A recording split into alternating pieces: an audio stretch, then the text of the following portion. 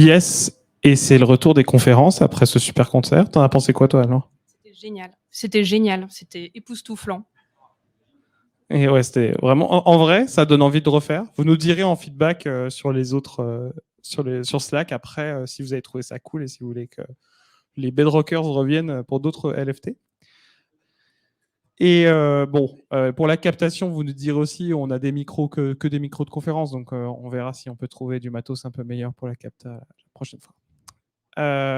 C'est le retour des conférences. C'est Anne-Laure qui va nous parler des Bragg Documents. Je crois que c'est une initiative de ton équipe, un peu. Vous faites ça chez les Picsou. Tu vas nous en dire plus, je pense. Allez, c'est parti, c'est à toi. Bonjour. Merci. C'est mon premier LFT, c'est un honneur, je suis un peu stressée. J'espère que vous avez passé une bonne matinée de LFT et que vous avez autant profité que nous ici du concert qui est absolument génial.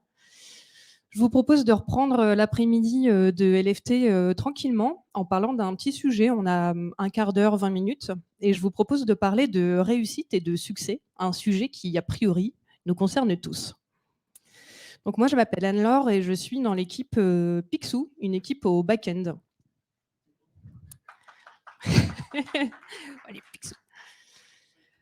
Quand on vous demande quelles sont vos réussites du sprint, en général, vous avez les idées assez fraîches. C'était il y a 2-3 semaines. Qu'est-ce que vous avez fait durant ces 2-3 semaines que vous avez réussi? Qu'est-ce qui vous a rendu fier et qu'est-ce qui a bien marché? Généralement, on sait bien répondre parce que c'était récent et même les petites choses qui ont semblé un peu plus anecdotiques à côté d'autres très grandes réussites, eh ben, on s'en souvient bien et c'est très frais dans notre mémoire.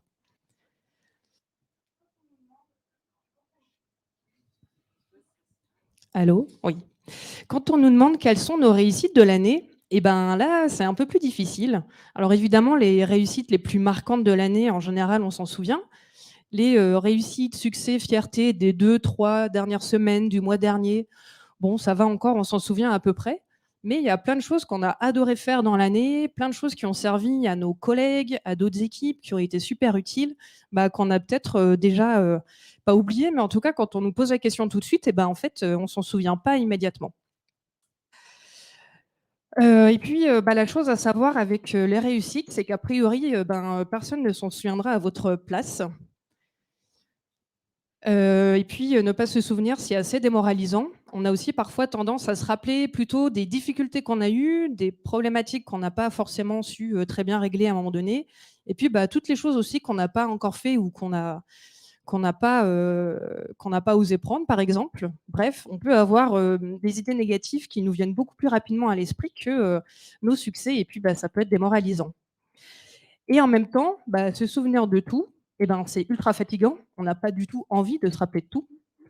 Vous vous rappelez probablement de la conférence de Sylvain qui nous avait parlé, de la façon dont lui, il travaille, pour avoir un second cerveau où il va aller, écrire, toutes les choses dont il a besoin de se rappeler, quand il en a besoin et qu'en même temps, il ne veut pas garder dans sa tête, en mode, charge mentale. Donc vous voyez très probablement où je vais en venir. Je voudrais vous proposer de noter vos réussites au fur et à mesure. Comment faire ça? Grâce à un Bragg Document. Et donc là, on peut faire un petit point lexique. Brag, ça veut dire se vanter. Donc le Bragg Document, il vous permet de vous vanter. On peut voir passer les termes Bragg Document, Bragg Notes, Hype Doc aussi, j'ai vu ça passer. Bref, tous ces mots pour dire la même chose, avoir un endroit où vous écrivez vos petits succès, vos réussites pour pas les oublier. Personnellement, j'ai découvert le Bragg Document grâce à un meet-up d'une communauté Women on Rails qui a organisé ça à distance. Mais bon, le Bragg Document, c'est quelque chose qui est quand même assez connu. Et il y a un très bon article de Julia Evans qui détaille comment faire un bon Bragg Document et elle donne son template avec différentes catégories pour pouvoir l'utiliser. Julia Evans, c'est une professionnelle de l'informatique qui est très connue et reconnue à l'international, et notamment parce qu'elle fait des superbes fanzines pour expliquer des concepts informatiques ou des technologies donc de façon hyper bien amenée et très visuelle. Et elle se présente elle-même de cette façon-là. Donc, ma façon préférée d'apprendre et de casser des choses et de voir ce qui se passe. Donc, évidemment, Julia Evans, on l'adore. Et chez les Picsou, pour initier nos Bragg Documents, on s'est appuyé sur le template qu'elle propose dans son article de blog et qui nous a semblé hyper bien.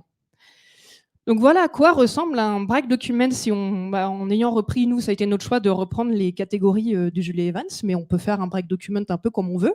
Ça, c'est le template qu'on a, nous, chez les Picsou. Donc dans notre équipe, on a un Bragg Document chacun, qui est privé, rien que pour nous. Et voilà à quoi il ressemble. Il y a des petits emojis avec de l'argent à côté des termes objectifs de l'année. Alors, c'est pas du tout lié à des objectifs financiers, c'est juste qu'on est les Picsou, donc on met des billets. Et au fur et à mesure d'aller remplir ce document avec vos petits succès qui arrivent au fur et à mesure. Et on peut détailler le premier, par exemple là, les objectifs de l'année.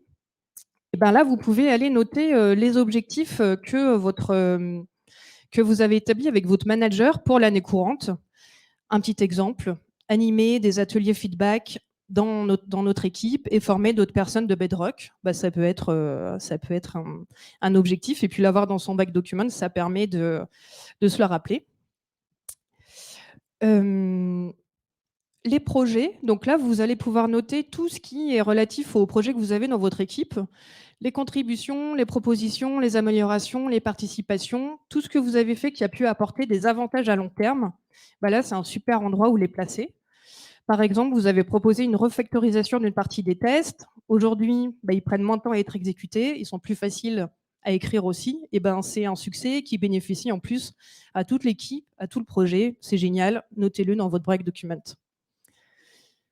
Pour la section collaboration et mentorat, là, c'est tout ce qui va toucher à ces sujets-là. Donc, aider des collègues sur des sujets sur lesquels vous êtes bien à l'aise. Le mentorat, un stagiaire, un alternant ou quelqu'un d'autre sur une techno, par exemple. Faire de revues de code.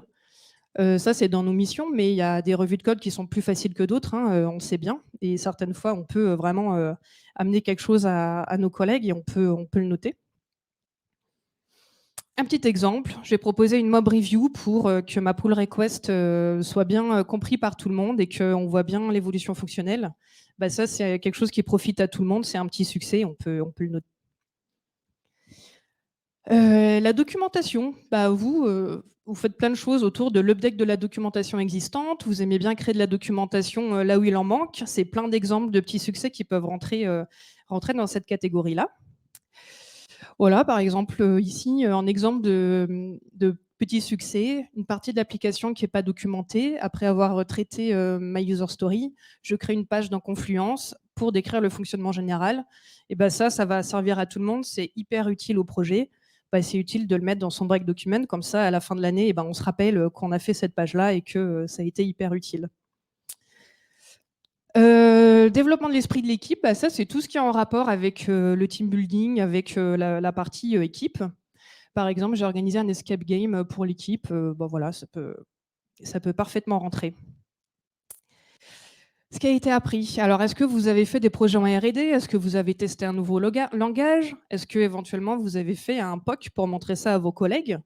Tout ça, ça peut rentrer dans la partie apprentissage.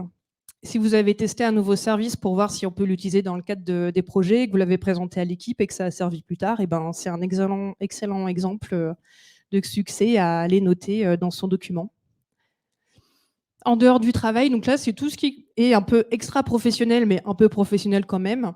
Tout ce qui est side project, meet-up, billets de blog. J'ai participé à un meet-up Data Science pour présenter une conférence sur un des projets de l'équipe. Ça, c'est un super succès à noter dans son Bragg Document et à surtout ne jamais oublier. Et puis ensuite, vous avez les réussites générales. Donc là, c'est les réussites qui dépassent un peu tout, qui sont les réussites les plus importantes. Et puis aussi, il peut y avoir des réussites un peu plus secondaires, un peu plus les petites réussites pour vous qui vous concernent. Par exemple, moi, j'ai beaucoup de mal à penser à badger le matin, le soir. Est-ce que j'ai badgé? Est-ce que j'ai oublié, etc.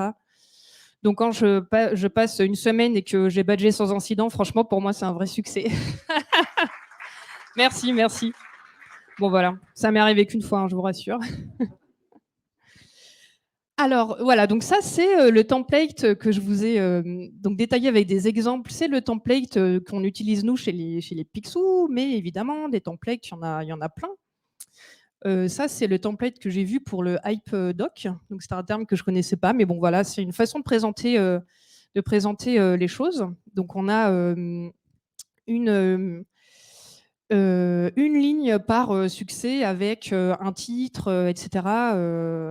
On a une date, on a un lien éventuellement pour aller voir un lien pour voir la réalisation. Voilà. C'est une autre façon de présenter l'information, mais en fait, c'est strictement la même chose, c'est-à-dire un document où vous notez vos réussites. Et puis aussi, si vous voulez, vous pouvez le faire vous-même avec un carnet. Rappelez-vous la conférence de Bénédicte où elle nous a montré comment est-ce qu'on pouvait noter des choses, hiérarchiser l'information, les présenter, etc. dans des petits carnets. Et ben, vous pouvez parfaitement faire votre Bragg document dans un carnet comme vous le souhaitez. Bref, vous faites vraiment comme vous voulez. Là, vous avez besoin d'un carnet, d'un stylo, d'une règle, correcteur, crayon à papier. C'est assez simple pour démarrer. Tout ça pour dire, faites comme vous voulez votre document. Quelle que soit sa forme, l'intérêt c'est qu'il existe. Et puis d'ailleurs, moi je vous ai présenté je vous parle de Bragg document professionnel, mais bien entendu, vous pouvez parfaitement aussi avoir votre Bragg document personnel, hein. Ça existe, je pense qu'il y a des gens qui ont ça. Par exemple, si vous adorez Nicolas Cage et que votre objectif de l'année c'est de regarder tous ses films, il y en a environ 106, et ben, vous pouvez utiliser votre Bragg document personnel pour noter votre progression dans cette quête absolue. Alors, pour en revenir au Bragg document professionnel, nous, on utilise un Bragg document pour notre team. Donc, chacun des Picsou a son Bragg document et on en a un général qui concerne la team, qui est accessible à toute personne de l'équipe, qui garde exactement le même template, mais dans lequel on va noter toutes les réussites collectives de l'équipe, pour pas les oublier. Et puis aussi les faits marquants, enfin, les trucs un peu sympas, quoi, pour se rappeler. Par exemple, dans les objectifs de l'année, bah là, on a parmi les objectifs, avoir une documentation sur les projets, mettre en place un suivi, etc. Dans le développement de l'esprit de l'équipe, on a noté quelques faits marquants quand on a créé le badge 2023 qu'on arbore fièrement. Quand on a fait un séminaire sur les valeurs de l'équipe, etc., bah ça, on l'a noté. Ce sont des extraits, bien entendu, il y a plus de choses. Et aussi, dans la partie réussite générale, on note les petits extraits de chaque réussite de sprint qu'on partage ensuite sur un chan sur Slack pour les partager avec les autres personnes des teams du back-end. Ça nous permet d'avoir toutes les réussites de chaque sprint, d'avoir une liste pour se rappeler de tout ce qui a été fait. Bon, alors maintenant que vous avez votre Bragg document, il existe, c'est cool, mais qu'est-ce qu'on met dedans? Ça peut ne pas être évident de savoir quoi mettre au début, surtout si on a une petite voix qui a tendance à rabaisser tout ce qu'on pense dès qu'on a une idée, qui dit bah oui, encore heureux que tu as fait ça, tu veux une médaille, par exemple, ce genre de choses. C'est pas facile. Alors j'ai quelques petits tips pour vous. Vous pouvez vous demander de quoi vous êtes fier. Par exemple, ça peut vous donner des idées de choses à écrire. De quoi vous avez été fier ces 2 dernières semaines pendant le sprint. Si vous vouliez convaincre quelqu'un de rejoindre votre équipe, que diriez-vous sur votre travail? Qu'est-ce que vous diriez pour donner envie, pour dire que c'est bien, pour dire que vous réussissez plein de choses et que c'est super? Et puis aussi, vous pouvez vous demander, qu'est-ce que vous avez aimé faire durant ces 2-3 dernières semaines sur le sprint passé? Tout ça, ça peut vous donner des idées pour démarrer, pour initier votre document. Une fois qu'il est démarré, on va chercher à le mettre à jour, évidemment. Ce que je vous conseille, c'est de mettre un rendez-vous récurrent dans votre agenda pour le remplir. Donc, soit vous le remplissez seul, dans votre coin, soit vous utilisez ce créneau avec vos collègues pour vous donner des idées entre vous. Éventuellement avec votre manager. Je sais qu'il y a des équipes qui font ça dans d'autres entreprises. Ils remplissent le Bragg document à chaque fois pendant les one-to-one, enfin les réunions avec le manager. Et puis avec des amis, pourquoi pas. Il y a des gens qui font ça aussi, ça arrive. Les Picsou, on a un petit créneau de 20 minutes juste avant la rétro. Un créneau de 20 minutes qu'on peut soit utiliser seul pour mettre à jour notre document, soit on se connecte sur le Meet, ou alors on se retrouve tous si on est en présentiel. Et puis on peut parler entre nous, s'échanger des feedbacks. Et du coup, profiter des feedbacks, ça peut aider à remplir le document, évidemment. Donc on peut avoir les kudos en rétro, donc c'est les remerciements à un moment donné qu'on peut se partager. On a les remerciements aussi au fur et à mesure du sprint, quand on a aidé des personnes, fait des choses qui ont servi à d'autres gens, et puis on a des remerciements. Ça peut permettre d'alimenter le document. Et puis vous aussi, vous pouvez faire des feedbacks. Si vous recevez des feedbacks positifs, vous pouvez aussi apprendre à en faire pour aider les autres à remplir leur break document. Et puis maintenant, vous avez votre document, il est rempli et il est à jour, et utilisez-le en one-to-one, donc avec votre manager. Vous pouvez repasser en revue ce que vous avez noté dans votre break document sur les 15 derniers jours. En entretien annuel, et c'est là aussi où ça a toute sa valeur, parce que justement en entretien annuel, on a tendance un peu à avoir oublié plein de choses qu'on a fait durant l'année. Et là, du coup, vous avez tout sous les yeux. Donc ça, ces 2 points, vous remarquez que ce sont des moments forts avec le manager. Du coup, j'ai demandé à mon ancien lead de mon équipe, Adrien, qui a mis en place le break document dans l'équipe à l'époque où il était chez les Picsou. Je lui ai demandé en quoi il trouvait ça utile de point de vue d'un manager qu'on ait des break documents. Donc pour lui, le break document, c'est super pour tous parce qu'on se focus sur les réussites. On a souvent tendance à penser aux bugs qu'on a rencontrés, aux problèmes, aux difficultés qu'on a eues au cours d'un développement, par exemple. Et là, avec le break document, on s'oblige un peu, entre guillemets, à chercher qu'est-ce qui a marché, qu'est-ce qu'on a réussi, de quoi on est fier. Aussi, ça encourage les feedbacks positifs. Ça encourage la communication positive entre tous les membres de l'équipe pour se remercier, se dire des choses sympas, etc. Et puis, ça permet d'avoir aussi une meilleure confiance en soi quand parfois on a des moments un peu plus down ou qu'on perd un peu confiance. On regarde notre break document et on voit toutes les entrées, tous les succès. En principe, ça nous redonne un peu confiance en nous et ça nous montre qu'on fait plein de choses. Et il y a un autre point aussi dans l'utilisation du break document que moi je trouve très intéressant. C'est aussi une question que vous pouvez vous poser sur votre carrière en général. Qu'est-ce qui vous plaît dans ce que vous faites? Qu'est-ce qui vous rend fier? Vous pouvez chercher les patterns entre dans tous les succès que vous avez listés. Il y a peut-être des choses qui peuvent revenir de manière récurrente, qui peuvent vous donner des indices sur ce que vous aimeriez faire, ce que vous souhaitez faire dans le cours de votre carrière.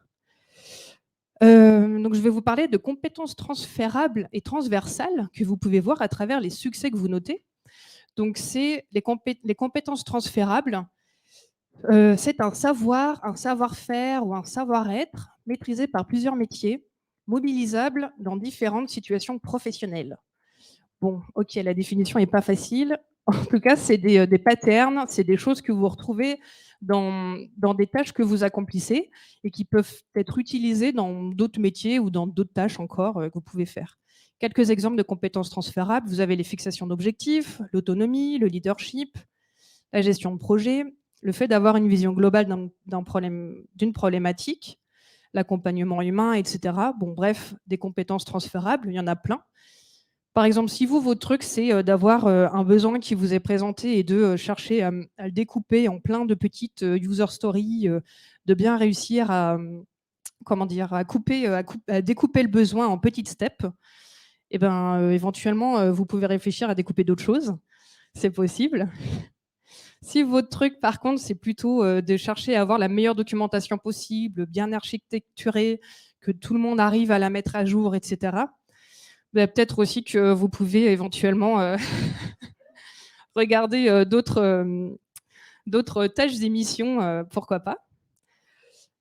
Et enfin, si votre truc, c'est de faire passer des concepts un peu difficiles, de faire comprendre des concepts à vos collègues avec des petits dessins, vous pouvez toujours devenir Pascal Martin.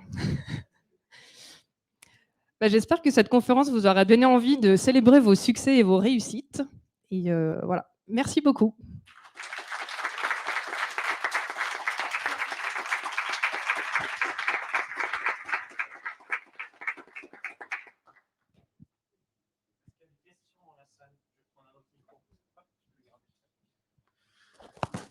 question dans la salle. Oui, il y a une question. Il est allumé. T'es prêt?